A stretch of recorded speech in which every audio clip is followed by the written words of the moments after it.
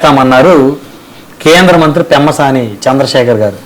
ఆయన చాలా సౌమ్యుడు, వ్యాపారవేత్త, అమెరికాలో పెద్ద పెద్ద వ్యాపారాలు చేసి వచ్చినటువంటి వ్యక్తి, గుంటూరులో గెలిచారు, ఆయన ఎంపీగా కేంద్ర మంత్రి అయ్యారు. సో ఆయన నోటి నుంచి వచ్చినటువంటి ఆ డైలాగ్ ఏదైతే ఉందో ఇప్పుడు వైసీపీ సోషల్ మీడియా మొత్తం కూడా ఆయన మీద విరుచుకుపడతా ఉన్నారు. సరే మళ్ళీ ప్రభుత్వం మారిన తర్వాత మీ ఎంతో చూస్తామంటున్నారు. మన అంబటరాంబాబు గారి ఎపిసోడ్లో కూడా పెమ్మసాని చంద్రశేఖర్ గారే అక్కడ లోకల్గా విలనయ్యారు. ఈ వైసీపీ నేతలు బగ్గుమంటా ఉన్నారు. ఇక మరోవైపు చూస్తే బాలయ్య డైలాగ్స్ వారు ఢిల్లీలో అవార్డు. సో ఈ అంశాల మీద ఏం చెప్తారు? అంటే బాలయ్య డైలాగ్ కదా ఇది, కంటి చూపుతో చంపేస్తా అంటాడు కదా. ఇప్పుడు పెమ్మసాని గారు కూడా ఒక్క మాటతో చంపేస్తా అంటున్నారు. అంటే ఆయన చూపుతో అయితే నేనేమో మాటతో చంపేస్తా అంటున్నాడు.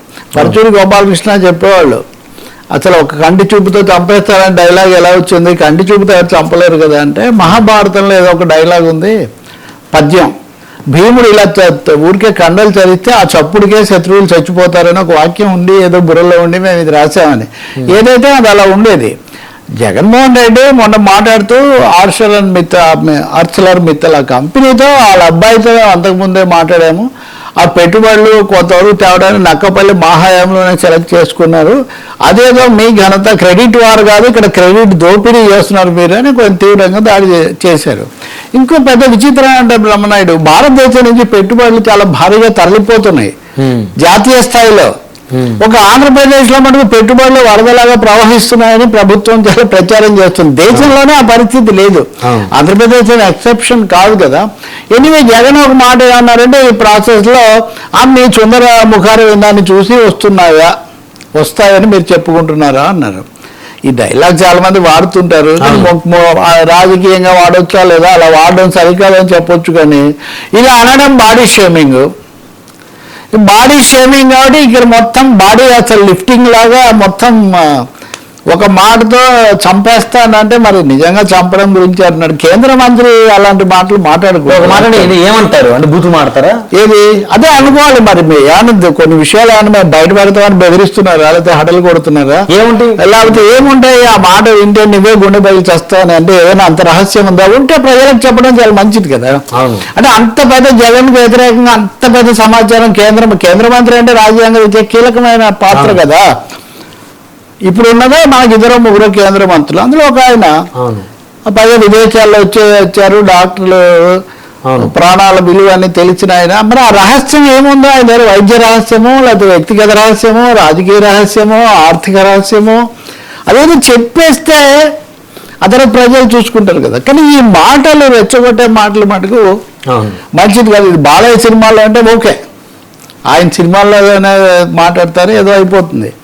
ఇంకా దీంతో అంబటి రాంబాబు ఆయన ఫైర్, రౌడీలాగా మాట్లాడుతున్నావు, ఆయనేమో సాల్తీ గల్లంత అవుతుంది అని ఆయన అంటే, ఈయనేమో రౌడీలాగా మాట్లాడుతున్నావు, కేంద్ర మంత్రిగా ఉండి నీ బాధ్యత గుర్తుపెట్టుకో, అది ఇదని. నిజంగా మీరు అన్నట్టు అంబటి రాంబాబు ఇంటి మీద దాడి జరిగిన రోజు కూడా వాళ్ళిద్దరి మధ్య ఉద్రిక్తమైన వాదోపవాదాలు, అసలు ఇవన్నీ పెమ్మసాని వ్యక్తిగతమైన ఇది ఇచ్చి వీళ్ళందరినీ పంపించాడని ఆయన ఆరోపించడం, ఇట్లాంటివన్నీ కూడా జరిగాయి. జగన్మోహన్ రెడ్డి నిన్న కూడా మళ్ళీ మాట్లాడారు, ఏపీలో జంగిల్ రాజ్, నో పోలీస్, అది కూడా బాలయ్య డైలాగ్. అందుకే నేను చెప్తున్నా, నో పోలీస్. గిరిజనుల మీద అత్యాచారం జరిగితే నో పోలీస్, దొంగతనాలు జరిగితే నో పోలీస్, ఏపీలో నో పోలీస్. అసలు అన్ని అయిపోయిన తర్వాత వస్తున్నారు అని అంటే జగన్మోహన్ రెడ్డి, పెమ్మసాని ఇద్దరు కూడా బాలయ్య డైలాగ్లో మాట్లాడుతున్నారు. మరి ఎందుకో తెలియదు. కానీ ఈ మధ్య అంబటి రాంబాబు గారికి, పెమ్మసాని చంద్రశేఖర్ గారికి మధ్య చాలా ఒక యుద్ధ వాతావరణం నడుస్తుంది. రేపు పొద్దున మళ్ళీ వాళ్ళు గవర్నమెంట్ మారితే వాళ్ళంతా చూస్తామంటూ ఇండైరెక్ట్ గా అంబటి వర్గం చాలా సార్లు చెప్తున్నారు. ఖచ్చితంగా గుంటూరులో అంతకుముందు గల్లా జయదేవ్ అది అయిన తర్వాత ఇప్పుడు పెమ్మసాని ప్రధానమైన. గల్లా జయదేవ్ చాలా సౌమ్యం ఓకే, అంటే ఆయన ఆర్థికంగా గట్టిగా ఉన్నా ఆయన తగాదా వివాదాలు రాలేదు. అసలు ఆయన ఎన్నికల పోటీ నుంచి విరమించుకోవడమే, తగాదాలు ఎందుకని విరమించుకోవడం, వ్యాపారం మీద ఫోకస్ పెట్టారు కదా. నిజాన్ని పెమ్మసాని సాఫ్ట్ ఎకనామిక్ పవర్ లాగా వచ్చి ఆయన నెమ్మదిగా అగ్రెసివ్ దీంట్లోకి వచ్చారు. అంబటి రాంబాబు కూడా ఈ మధ్య మన తన ఇంటి మీద దాడి జరిగినప్పటి నుంచి అన్ని గంటలైనా కానీ ఎవరు కాపాడలేదు, పోలీసులు రాలేదు అని చెప్తూ ఆయన కూడా అగ్రెసివ్గా మాట్లాడుతూ ఉన్నారు. ఇంకోటి అంతర్గత పరిస్థితుల్లో కూడా తనకు మద్దతుగా మిగిలిన వాళ్ళు ఎక్కువ మాట్లాడలేదు కాబట్టి తను కొంచెం ఎక్కువగా మాట్లాడాల్సి వస్తుంది అనే ఒక అభిప్రాయం కూడా ఆయనకు సన్నిహితులైన వాళ్ళు చెప్తున్నారు. మొన్న ఏదో ఇంటర్వ్యూలో కూడా ఆయన మీరు కూడా ఇంటర్వ్యూ చేస్తున్నారు, చాలాసేపు చెప్తున్నారు. ఇవన్నీ వాళ్ళ రాజకీయ, అందుకనే ఆయన సామాజికంగా వెళ్ళి ముద్రగడ పద్మనాభ నీకన్న బాబును బిరుదిచ్చారు కదా కాపు టైగర్ అని. అందుకనే ఆయన మోర్ సోషల్ గ్యాదరింగ్, తన సోషల్ ఈక్వేషన్ దాని వైపు ఆయన ఎక్కువగా వెళ్తున్నారు. బహుశా ఇది కూడా ఒక అంటే అంతే కదా, ఇద్దరి యొక్క రాజకీయ పొలిటికల్ సోషల్ క్లాష్ లాగా మారుండొచ్చు. మీరు ఏమన్నా క్లాష్ అవ్వండి కానీ రాజకీయ యుద్ధాలు చేయండి, కానీ ఈ చాల్తీల గల్లంతులు లేకపోతే కేంద్ర మంత్రి అలా అనకూడదు. నిజంగా ఆయన నేనేం తక్కువ కాదు, నేను మాట్లాడగలను చెప్పడం కోసం అలా మాట్లాడి ఉంటారు అనుకోవాలి. కేసు పెట్టండి లేకపోతే ఇంకేదైనా చేయండి. లేదంటే మొన్న కూడా ఎవరో కామెంట్ పెట్టారు, మామూలుగా సుందరవాదన అంటామనే తెలుగు సినిమాల్లో కూడా సుత్తి కొట్టకురా సుందరవాదన అంటారు, లేకపోతే ఈ మొహం చూసి అంత నీ ఫేస్కి అంత లేదులేమ్మా అంటారు. ఇవన్నీ వాడకంలోనూ సరే ముఖ్యమంత్రి సీనియర్ నాయకుడు అనవచ్చా లేదా అంటే అలా అనకూడదు అని చెప్పదు, అది వేరు. ఎందుకంటే చెప్పాము కానీ కూడా రాజకీయ విమర్శలు విధానపరమైన విమర్శలు అయితే మంచిది స్వాగతిస్తామండి. ఏ విమర్శ స్వాగతించారు ఇంతవరకు? అసలు ఒక విమర్శ అనేది స్వీకరించే పరిస్థితి రాజకీయ పార్టీలకు లేకుండా పోయింది, అసహనం తాండవిస్తుంది. కాబట్టి బాలయ్య బాబు సినిమాల్లో అంటే నో పోలీస్ అన్నా లేకపోతే కంటి చూపుతో అడ్రస్ గారు మాటలతో చంపేస్తా నువ్వు చెప్పినా సరే నేను చెప్పినా సరే ఇవన్నీ నట్టింటికి వస్తాయి, ఇవన్నీ బాగానే ఉంది. కానీ మరి ఏమంటే బాలకృష్ణకు ఢిల్లీలో నిన్న ముఖ్యమంత్రి Rekha Gupta lifetime achievement award ఇచ్చారు. మొన్న తెలంగాణ ప్రభుత్వం ఏమో చిరంజీవి గారికి ఎన్టీఆర్ అవార్డు ఇచ్చారు. బాలకృష్ణకు ఇది జాతీయ చలనచిత్రోత్సవం, అంతర్జాతీయ చలనచిత్రోత్సవం ఢిల్లీలో జరుగుతుంది. ఇంతకుముందే ప్రకటించారు అవార్డు, ఆయన అక్కడ తీసుకొని హర్షం వ్యక్తం చేశారు మొత్తం మీద.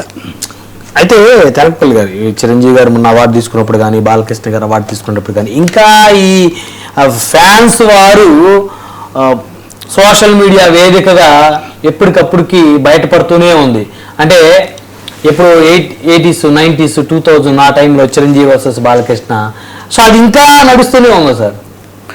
ఒకటి మొన్న బాలకృష్ణ దాన్ని శాసనసభలో అనవసరంగా మాట్లాడి ఇబ్బంది పెట్టారు, దాంతో అది మళ్ళీ ఒకసారి పెరిగినట్టు అయింది. ఆయన నిజానికి చిరంజీవికి ఏం సంబంధం లేదు, శాసనసభలో ఆయన మాట్లాడేటప్పుడు కొంచెం వాడు వీటి ఇట్లాంటివి రావటం, దాంతో ఆయన చిరంజీవి కూడా బాగా నొచ్చుకున్నారు, సందేహం ఏమీ లేదు.